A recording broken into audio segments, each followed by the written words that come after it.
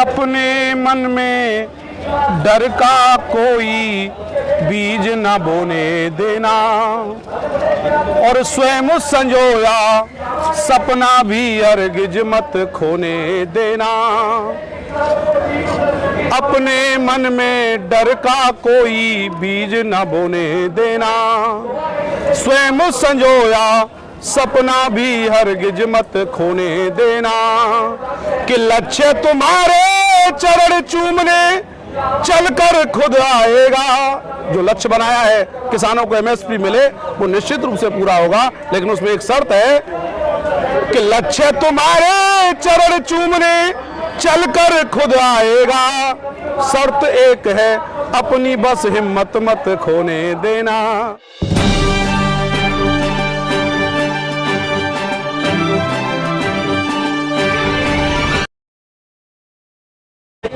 नमस्कार, मैं सरदार बलविंदर सिंह, आप देख रहे हैं टीवी प्राइम। देश इस समय आज़ादी का 75वां अमृत महोत्सव मना रहा है। समझिए, अमृत महोत्सव मना रहा है, लेकिन देश का किसान दिल्ली की सड़कों पे एक बार फिर से आ गया। देश का किसान अपनी मांगों को लेकर एक बार फिर से आ गया। वो कह रहा है कि सरकार ने जो हमें लिखित में वादे किए थे उन वादों को पूरा कर दो साहब, लेकिन सरकार है कि सुनने का नाम नहीं ले रही। तमाम नेताओं से हमने बात करी, तमाम जो किसान यहाँ पहुँचे उनसे बात करी, हर व्यक्ति से आपको रूबरू करा रहे हैं। हमारे साथ एक और किसान नेता हमारे साथ जुड़े हुए हैं और इनसे बात करेंगे सबसे पहले, और तमाम जितने किसान नेता यहाँ पर हैं सबसे बात करेंगे। तो सबसे पहले चैनल पर स्वागत है आपका, और आज सबसे पहले आप अपना परिचय दें अपने संगठन का और यहाँ क्यों आए। मेरा नाम अनिल शर्मा है और मैं योगेश्वर श्री कृष्ण भगवान की जन्मभूमि मथुरा से यहाँ आया हूँ, और मेरे साथ बहुत सारे हमारे संगठन के पदाधिकारी। मैं भारतीय किसान यूनियन अम्बावता का जिलाध्यक्ष हूँ मथुरा से, और मेरे साथ हमारे मंडल अध्यक्ष आगरा डॉक्टर सत्यपाल सिंह कुंतल जी एवं आशु भारद्वाज जी, बहुत सारे हमारे यहाँ पदाधिकारी यहाँ आए। देखिए, यहाँ पर ये जितने भी यहाँ विभिन्न संगठनों के संगठन आए हैं, इन सबका यही है, कोई ना कोई ये पीड़ा है जिसको सरकार ने नहीं सुना है। सरकार ने केवल किसानों के साथ जो छलावा किया है, धोखा किया है, उस वेदना, उस पीड़ा को लेकर के आज पूरे देश का किसान आज यहाँ जंतर मंतर पर इकट्ठा हुआ है। और किसानों से जो सरकार ने वायदे किए थे, एमएसपी पर हम कानून बनाएंगे, एमएसपी पर हम आपकी फसल को खरीदेंगे और सभी किसानों को एमएसपी मिलेगी, ऐसा जो वायदा जो सरकार ने किया था वो केवल हवाई बन करके रह गया। अब ये कहते साहब करेंगे करेंगे, कब तक करेंगे आप? अब किसानों का विश्वास सरकार से उठ गया है, सरकार पर किसानों का विश्वास नहीं रहा है। ऐसी स्थिति क्यों आई कि सरकार पर किसानों का भरोसा नहीं रहा? क्योंकि पूर्व में कई बार वायदे जब सरकार ने जो किए किसानों के साथ, आज तक कोई भी वायदा पूरा नहीं हुआ। आप जो बार बार बात कर रहे हैं, सरकार ने जो डिमांड्स किया, आप बात कर रहे हैं, वादा नहीं, लेकिन सरकार उत्तर प्रदेश में भी तो आप ही ने चुनी है जी। वही सरकार को जिसे आप हटाने की बात करते थे, उसी सरकार को आप लोगों ने चुना। देखिए, ऐसे आप क्या वो कह रहे हैं? देखिए, ऐसा है, लोग तो उनके साथ है। देखिए, लोकतंत्र है और लोकतंत्र में हम लोग रहते हैं, लोकतंत्र का सम्मान भी हम करते हैं। अब उनको मौका दे करके देखा है, शायद हो सकता है कोई सुधार हो जाए। अब एक बात बताइए, उत्तर प्रदेश सरकार जो ट्यूबवेल का, जो किसान की जो ट्यूबवेल होते हैं जिससे वो सिंचाई करता है, उस पर मीटर लगाने का काम उत्तर प्रदेश की सरकार कर रही है। एक तरफ सरकार कह रही है किसानों की आय को 2022 में हम दोगुना कर देंगे, और दूसरी तरफ जो किसान अपने खेत को, अपनी जमीन को सिंचाई करने के लिए ट्यूबवेल के माध्यम से जो सिंचाई करता है, उस पर मीटर लगाने का उत्तर प्रदेश सरकार काम कर रही है। बताइए, कहाँ किसानों की आय दोगुनी हो पाएगी? ये किसानों के साथ बहुत बड़ा अन्याय सरकार कर रही है उत्तर प्रदेश की। हाँ सर, मेरा आपसे सवाल है, जो लगातार आपने देखा जब पिछला किसान आंदोलन हुआ, तकरीबन 48,000 से ज़्यादा केस किसानों के ऊपर हुए, लेकिन अब सरकार उन केसेस, और सरकार ने लिखित में आश्वासन दिया था कि उन केसेस को वापस लेगी, लेकिन अब किसान से वो केस वापस नहीं लिए गए। तो क्या तैयारी आगे की सरकार उन केसेस को वापस ले? हमारी जो संयुक्त किसान जो कमेटी बनी हुई है, उसके जो मेन लीडर हैं, 2-4 लीडर होते हैं, ज़्यादा तो लीडर नहीं होते, वो जो निर्णय करेंगे, वो जो बात करेंगे सरकार से, तो वो जो खिलाफ किसानों के जो खिलाफ जो कार्रवाई की है उसको वापस करने की वो बात करेंगे। तो अभी आपको क्या लग रहा है, आप यहाँ लोग आए इकट्ठा हुए हैं, तो क्या सरकार आपकी सुनवाई करेगी, आपको ये लगता है? हमें तो लगता है कि किसानों की सुनवाई उसे करनी चाहिए सरकार को, नहीं करेगी तो बहुत बड़ा आंदोलन होगा यहाँ। आर पार की लड़ाई किसान लड़ेगा। किसान को ये हल्के में ना ले, न पहले किसान हल्के में था, न आज किसान हल्के में है। नहीं, आप ये बात तो हमने बनाया, आप कह रहे किसान हल्के में ना ले। हाँ। 1 साल हो गया, अभी तक मांग तो पूरी करी नहीं सरकार ने। लेकिन समय आने दो, समय का इंतजार करिए, किसानों को एमएसपी भी मिलेगी और अब आर पार की किसान लड़ाई लड़ने का काम करेगा और देश में सत्ता को उखाड़ने का काम देश का किसान करने वाला है। मैं आपको ये विश्वास देता हूँ। यानी कि सरकार जो कह रही है वो सच कह रही है कि आप किसी पॉलिटिकल इश्यूज की वजह से यहाँ पर आए? नहीं, ये अब यही तो है, ये भटकाने का काम, सरकार का काम भटकाने का। से उखाड़ के फेंकने की बात कर रहे हैं जब तो सरकार तो यही। मैं तो एक नारा और देता हूँ, वही देश पर राज करेगा जो किसान की बात करेगा, जो किसानों की बात करेगा वही देश, क्योंकि 75% में हम लोग, सरकार हमको हल्के में ना लेकर के चले। सरकार ये ना सोचे कि ये कुछ चंद लोग हैं, ये हम 75% लोग हैं देश में, और पूरी अर्थव्यवस्था को अगर कहीं भी, ये अभी आपने कहा कोरोना काल में जब पूरा देश का एक एक व्यक्ति अपने घर में बंद था, उस समय यही देश का किसान अर्थव्यवस्था को मजबूत करने के लिए खेतों में काम कर रहा था। ये सरकार को पता होना चाहिए। देखिए, मैं यही बात को बार बार समझाने की कोशिश कर रहा था। बहुत सारे लोग हैं जो दर्शक ये कहते हैं कि हम अगर पैसा ना दें तो किसान का अनाज जो है, हमारे पैसे, हम पैसा देते हैं, अनाज देते हैं, कोई आसान नहीं करता। लेकिन समझना होगा, एक किसान रात दिन मेहनत करता है और एक फसल को अपने बच्चे की तरह पालता है, और फसल पालने के बाद जब उसे पूरा वाजिब रेट नहीं मिलता तो परेशान होकर किसान कर्जदार बन जाता है। तो कर्जदार के बाद आपने देखा पूरे देश भर में कि लगातार किसानों की आत्महत्या के मामलों में हमेशा बढ़ोतरी हुई। एक किसान जिसकी बात आप लोग करते हैं कि ये दर्द आप नहीं समझेंगे, एक किसान का दर्द आप इसलिए नहीं समझ पाएंगे क्योंकि एसी के कमरों में बैठकर आप खेती के बारे में नहीं समझ पाएंगे।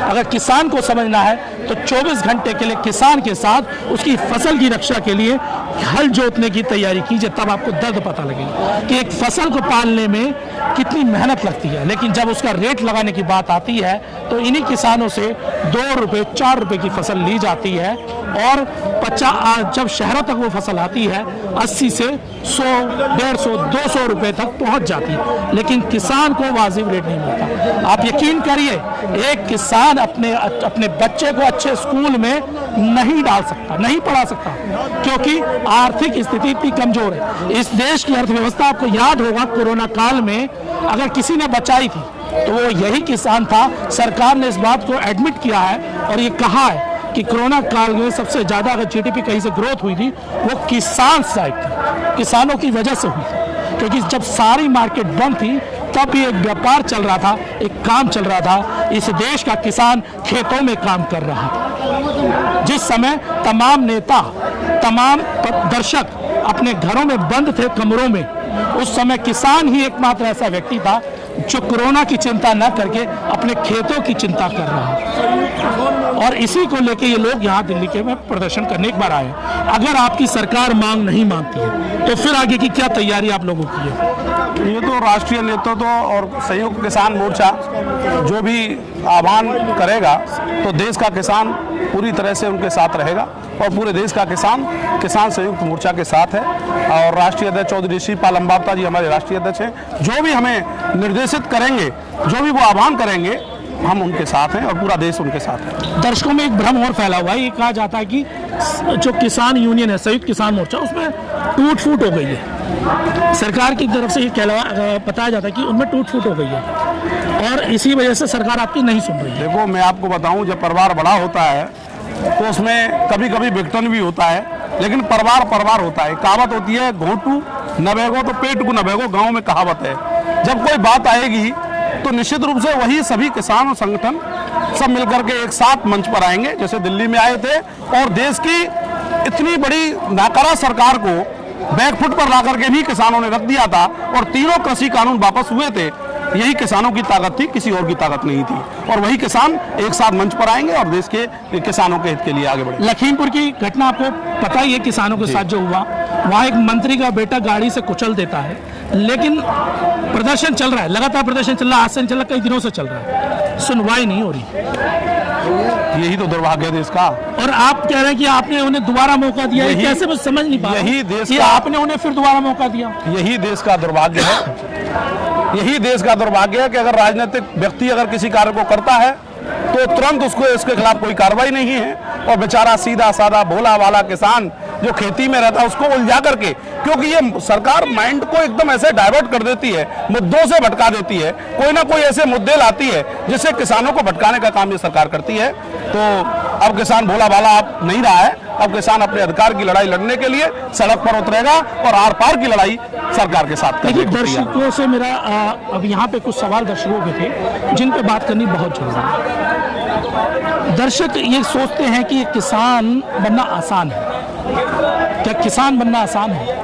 किसी भी मंत्री एमएलए का बेटा किसान क्यों नहीं बनता? आप समझिए, एक नेता एक चुनाव जीतता है, एक बार विधायक बनता है और जिंदगी भर का पेंशनधारी बन जाता है। अगर वो दूसरा चुनाव जीतता, दोबारा से विधायक बन के आता है, तो 2 बार की पेंशन उसकी बन जाती है जीवन भर की। लेकिन एक किसान जो पूरी जिंदगी खेतों में रहता है, उसको सरकार के पास पैसा नहीं है एमएसपी देने के लिए। वो ये कहता है कि हम एमएसपी नहीं दे सकते।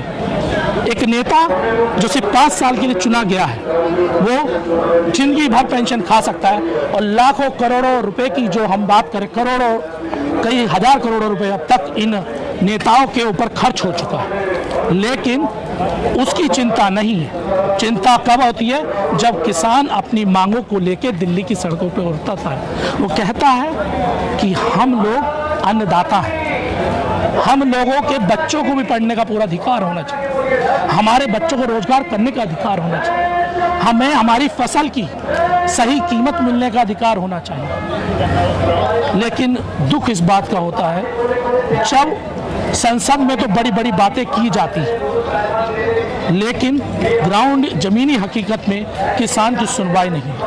आप देश का अगर हम बात करें, इस देश की आर्मी में सबसे ज़्यादा जवान किसानों की बेटे, इस देश के प्रशासन में सबसे ज़्यादा बच्चे किसानों के बच्चे, लेकिन उन्हीं किसानों की सुनवाई इस देश में नहीं है।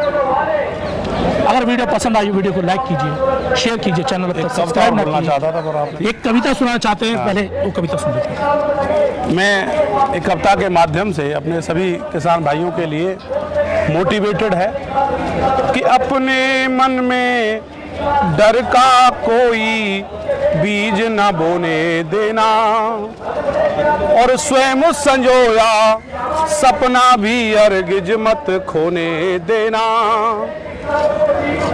अपने मन में डर का कोई बीज न बोने देना, स्वयं संजोया सपना भी हरगिज मत खोने देना। कि लक्ष्य तुम्हारे चरण चूमने चलकर खुद आएगा। जो लक्ष्य बनाया है किसानों को एमएसपी मिले, वो निश्चित रूप से पूरा होगा, लेकिन उसमें एक शर्त है कि लक्ष्य तुम्हारे चरण चूमने चलकर खुद आएगा। शर्त एक है, अपनी बस हिम्मत मत खोने देना। शर्त एक है, अपनी ही बस। बहुत बहुत धन्यवाद। इसके बाद मैं अंत में एक बात कहना चाहूँगा कि छोटा सा एक बात कहना चाहता हूँ। एक व्यक्ति, शहर का व्यक्ति, अपनी 10 घंटे की ड्यूटी करता है और कहता है मुझे मेरी पूरी तनख्वाह मेरे हाथ में दे दीजिए, लेकिन एक किसान ही एकमात्र ऐसा काम है, किसानी एकमात्र ऐसा काम है जहाँ 24 घंटे, साल के 24 घंटे काम करने के बावजूद भी उसे सही रेट नहीं मिलता। सोचिए, विचारिए, अगर इस देश को बढ़ाना है तो किसानों के साथ खड़ा होना आपकी जरूरी है। नदी के घाट पर भी घर, मैं एक अपनी बात और रखना चाहता हूं कि नदी के घाट पर भी घर सियासी लोग बस जाएं, सियासी राजनीतिक लोग। नदी के घाट पर भी घर सियासी लोग बस जाएं तो प्यासे होठ एक एक बूंद पानी के लिए तरस जाएं। वो तो गनीमत है कि हुकूमत पर इनकी चल नहीं सकती, वरना सारे बादल इनके खेतों पर बरस जाएं। ये स्थिति है भाई साहब देश में किसानों की। बहुत तो वीडियो को धन्यवाद। पसंद आए वीडियो को लाइक कीजिए, शेयर कीजिए, चैनल को सब्सक्राइब ना किया चैनल सब्सक्राइब कीजिए। मैं Sardar Balwinder Singh, TV prime channel से। या और धन्यवाद।